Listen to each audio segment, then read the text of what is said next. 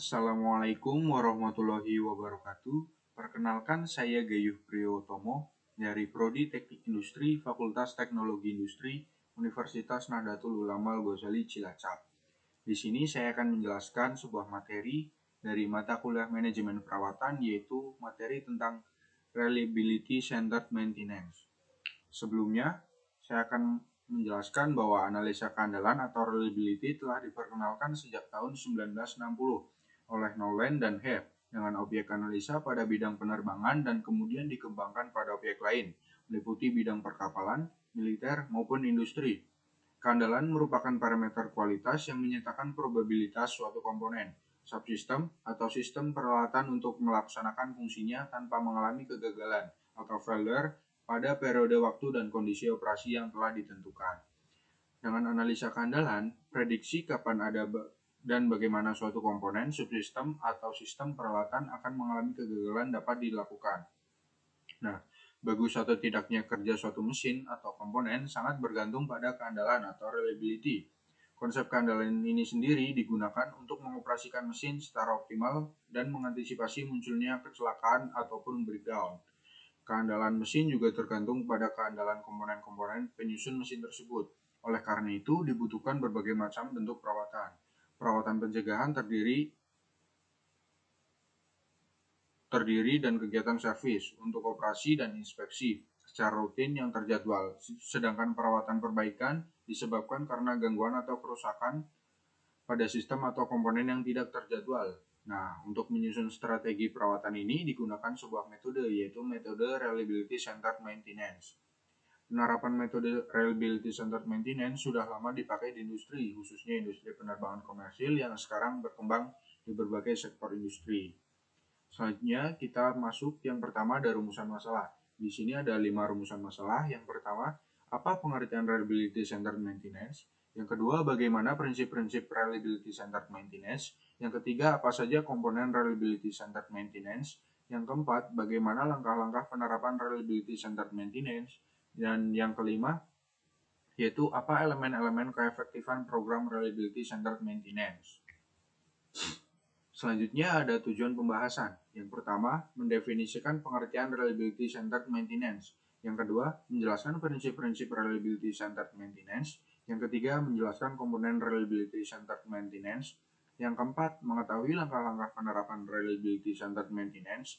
Dan yang kelima, mengetahui elemen-elemen keefektifan program Reliability Centered Maintenance.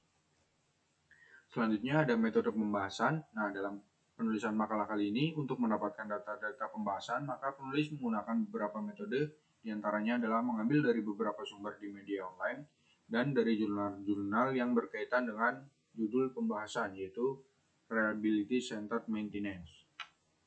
Selanjutnya, di sini ada definisi Reliability Centered Maintenance. Nah, maintenance sendiri berasal dari kata to maintain yang memiliki arti merawat dan memiliki padanan kata yaitu to repair yang berarti memperbaiki. Sehingga maintenance atau perawatan adalah sebuah perlakuan merawat atau memperbaiki suatu komponen agar dapat kembali digunakan dan berumur panjang. Nah, Reliability Centered Maintenance sendiri merupakan suatu proses yang digunakan untuk menentukan apa yang harus dilakukan untuk menjamin agar suatu aset fisik dapat berlangsung terus memenuhi fungsi yang diharapkan dalam konteks operasinya saat ini atau suatu pendekatan pemeliharaan yang mengkombinasikan praktek dan strategi dari preventive maintenance dan corrective maintenance untuk memaksimalkan umur atau lifetime dan fungsi aset sistem equipment dengan biaya minimal atau minimum cost. Selanjutnya di sini ada beberapa prinsip Reliability Centered Maintenance. Nah, yang pertama, RCM difokuskan pada sistem atau peralatan. Nah, RCF ini berhubungan dengan fungsi sistem perawatan sebagai perlawanan pada perawatan dari fungsi komponen secara individual. Nah, di situ juga ada Safety and Economic Drive RCM, di mana keamanan adalah faktor yang sangat penting. Hal itu harus dipastikan pada berbagai harga pengeluaran dan efektivitas pengeluaran menjadi kriteria. Selanjutnya ada RCM is function oriented, di mana RCM memainkan sebuah peranan penting dalam pemeliharaan fungsi sistem atau peralatan. Selanjutnya ada design limitation are acknowledged by RCM, Nah, di sini tujuan dari RCM adalah untuk merawat berdasarkan reliability dari desain perawatan atau sistem dan pada saat yang bersamaan mengetahui bahwa perubahan berdasarkan reliability hanya dapat dibuat melalui desain daripada perawatan. Nah, perawatan pada saat yang terbaik hanya dapat mendapatkan dan merawat tingkat reliability yang telah didesain. Selanjutnya ada RCM is Reliability Center, yaitu RCM tidak hanya meliputi tingkat kenisakan yang sederhana, tetapi menempati peranan penting dalam berhubungan antara umur pengoperasian dan kerusakan yang dialami, di mana RCM mendapatkan statistik kerusakan pada kenyataan yang terjadi. Selanjutnya ada unsatisfactory condition is defined as failure by RCM. Nah, yaitu sebuah kerusakan dapat mengurangi kualitas atau fungsi. Selanjutnya ada RCM is a living system, di mana RCM mengumpulkan informasi dari hasil yang diterima dan mengembalikannya kembali untuk meningkatkan desain dan perawatan yang akan datang. Selanjutnya ada 3 types of maintenance tasks along with run to failure are acknowledged by RCM.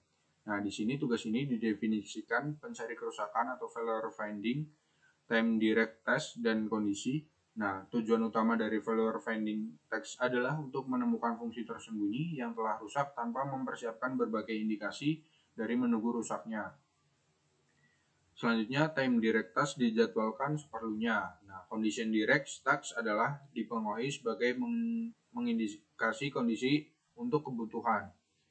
Nah, selanjutnya untuk run to failure adalah keputusan yang sangat menentukan dalam RCM. Selanjutnya ada RCM task must be effective, yaitu task harus memiliki efektivitas biaya dan secara teknis. Selanjutnya, RCM use a logic tree to screen maintenance task, yaitu menyediakan konsistensi dalam perawatan secara sub-assembly. Yang terakhir adalah RCM task must be applicable, yaitu task harus dapat mengurangi terjadinya kegagalan atau menghasilkan kerusakan yang berkelanjutan akibat kerusakan. Selanjutnya ada konsep reliability centered maintenance. Di sini ada 4 konsep, yaitu reactive maintenance, yang kedua preventive maintenance, yang ketiga predictive testing and inspection, yang keempat ada proactive maintenance.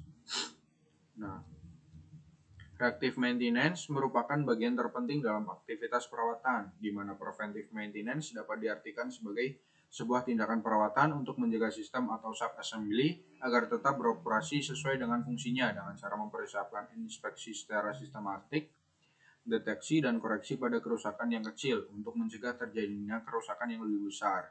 Beberapa tujuan utama dari preventive maintenance adalah untuk meningkatkan umur produktif komponen, mengurangi terjadinya breakdown pada komponen kritis, untuk mendapatkan perencanaan dan penjadwalan perawatan yang dibutuhkan. Selanjutnya ada preventive maintenance. Jenis perawatan ini juga dikenal sebagai breakdown, membenarkan apabila terjadi kerusakan, run to failure atau repair maintenance. Selanjutnya ada predictive testing and inspection. Nah, di sini walaupun banyak metode yang dapat digunakan untuk menentukan jadwal PM, namun tidak ada valid sebelumnya didapatkan edge reliability karakteristik dari sebuah komponen. Nah, PTI atau Predictive Testing and Inspection dapat digunakan untuk membuat jadwal dari time-based maintenance karena hasilnya digaransi oleh kondisi equipment yang termonitor. Dan yang terakhir adalah proactive maintenance, yaitu jenis perawatan ini membantu meningkatkan perawatan melalui tindakan seperti desain yang lebih baik, workmanship, pemasangan, penjadwalan, dan prosedur perawatan. Karakteristik dari proactive maintenance termasuk menerapkan sebuah proses pengembangan yang berkelanjutan. Nah, selanjutnya di sini ada beberapa langkah-langkah reliability centered maintenance. Yang pertama yaitu identifikasi komponen yang penting untuk di-maintenance. Biasanya digunakan metode failure mode effect criticality analysis atau FMLCA dan fault tree analysis atau FTA. Yang kedua, menentukan penyebab terjadinya kegagalan. Tujuannya untuk memperoleh probabilitas kegagalan dan menentukan komponen kritis yang rawan terhadap kegagalan. Yang ketiga, mengembangkan kegiatan analisis ETA seperti menentukan prioritas equipment yang perlu di-maintenance. Yang keempat, mengklasifikasikan kebutuhan tingkatan maintenance. Yang kelima, mengimplementasikan keputusan berdasarkan RCM.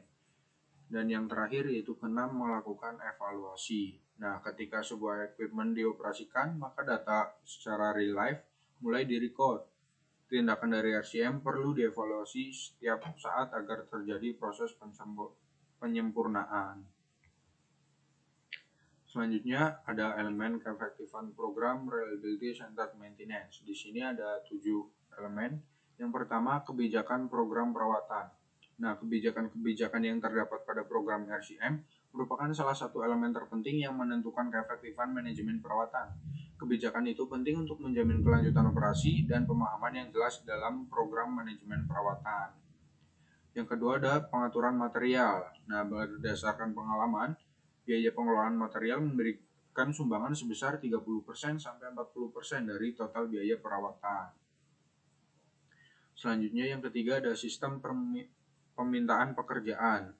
Nah, sebuah sistem permintaan pekerjaan memberikan kewenangan dan perintah kepada individu maupun grup untuk melaksanakan suatu kewajiban tertentu. Selanjutnya, perekaman data peralatan. Nah, perekaman data peralatan memainkan peranan yang penting dalam keefektifan dan efisiensi organisasi perawatan. Umumnya aktivitas perawatan yang telah dikenakan pada komponen tersebut, biaya perawatannya, inventaris, dan keterangan tambahan yang dianggap perlu. Selanjutnya ada kegiatan perawatan korektif dan preventif. Tujuan utama pelaksanaan perawatan preventif dan korektif adalah untuk menjaga setiap peralatan tetap berada pada kondisi terbaiknya dan mengetahui batas waktu mulai terjadinya defisiensi dari peralatan tersebut. Yang keenam ada perencanaan kerja dan penjadwalan, di mana perencanaan kerja juga adalah faktor esensial dalam manajemen perawatan yang efektif, di mana sejumlah tugas yang harus dikerjakan sebaiknya menuruti kebutuhan yang direncanakan terlebih dahulu. Misalnya, pengadaan suku cadang, alat-alat, material, jadwal pengiriman barang yang dibutuhkan untuk pelaksanaan perawatan, dan koordinasi dengan departemen terkait. Yang terakhir yaitu ketujuh yaitu indikator prestasi perawatan, di mana keberhasilan organisasi perawatan selalu dihitung berdasarkan berbagai cara dan parameter yang telah diuraikan di atas. Nah, yang terakhir yaitu kesimpulan, di mana yang pertama, reliability centered maintenance merupakan suatu proses yang digunakan untuk menentukan apa yang harus dilakukan untuk menjamin agar suatu aset fisik dapat berlangsung terus memenuhi fungsi yang diharapkan dalam konteks operasinya saat ini, atau suatu pendekatan pemeliharaan yang mengkombinasikan praktek dan strategi dari preventive maintenance atau PM dan corrective maintenance untuk memaksimalkan umur atau lifetime dan fungsi aset sistem equipment dengan biaya minimal atau minimum cost.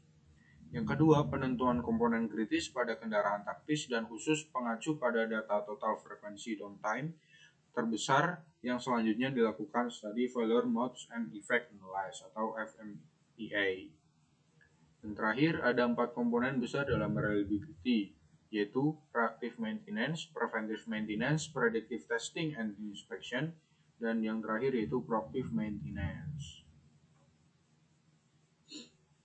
Nah, demikian mungkin pembahasan tentang reliability centered maintenance dari saya. Banyak tutur kata yang salah, saya mohon maaf. Sekian, terima kasih. Wassalamualaikum warahmatullahi wabarakatuh.